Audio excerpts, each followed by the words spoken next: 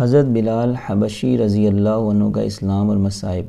حضرت بلال حبشی رضی اللہ عنہ مشہور صحابی ہیں جو مسجد نبوی کے ہمیشہ مؤذن رہے۔ شروع میں ایک کافر کے غلام تھے، اسلام لے آئے جس کی وجہ سے طرح طرح کی تکلیفیں دیے جاتے تھے۔ امیہ بن خلف جو مسلمانوں کا سخت دشمن تھا، ان کو سخت گرمی میں دوپہر کے وقت تپتی ہوئی ریت پر سیدھا لٹا کر ان کے سینے پر پتھر کی بڑی چٹان رکھ دیتا تھا تاکہ وہ حرکت نہ کر سکیں، اور کہتا تھا کہ یا اس حال میں مر جائیں اور اگر زندہ چاہیں تو اسلام سے ہٹ جائیں، مگر وہ اس حالت میں بھی احد احد کہتے تھے، یعنی معبود ایک ہی ہے۔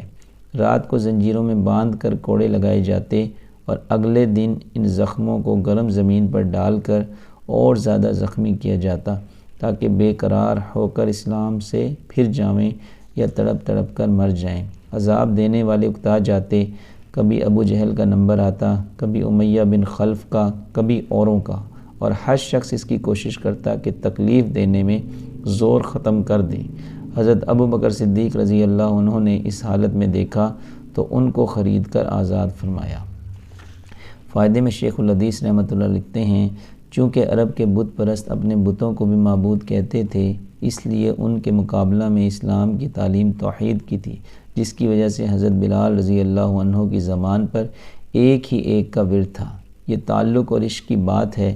ہم جھوٹی محبتوں میں دیکھتے ہیں کہ جس سے محبت ہو جاتی ہے اس کا نام لینے میں لطف آتا ہے، بے فائدہ اس کو رٹا جاتا ہے، تو اللہ کی محبت کا کیا کہنا جو دین اور دنیا میں دونوں جگہ کام آنے والی ہے۔ یہی وجہ ہے کہ حضرت بلال رضی اللہ عنہ کو ہر طرح سے ستایا جاتا تھا، سخت سے سخت تکلیفیں پہنچائی جاتی تھی، مکہ کے لڑکوں کے حوالہ کر دیا جاتا کہ وہ ان کو گلی کوچوں میں چکر دیتے پھریں، اور یہ تھے کہ ایک ہی ایک ہے کہ رٹ لگاتے تھے۔ اسی کا یہ صلہ ملا کہ پھر حضور صلی اللہ علیہ وسلم کے دربار میں مؤذن بنے اور سفر حضر میں ہمیشہ اذان کی خدمت ان کے سپرد ہوئی۔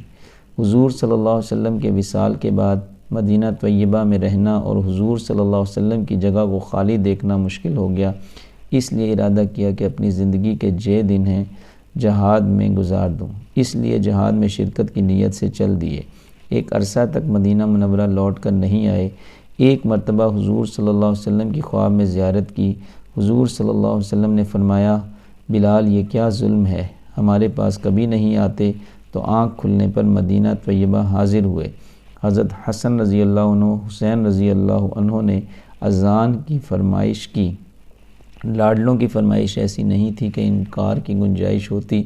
اذان کہنا شروع کی اور مدینہ میں حضور صلی اللہ علیہ وسلم کے زمانہ کی اذان کانوں میں پڑھ کر کوہرام مچ گیا۔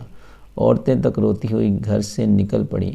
چند روز قیام کے بعد واپس ہوئے اور سن 20 ہجری کے قریب دمشق میں وصال ہوا۔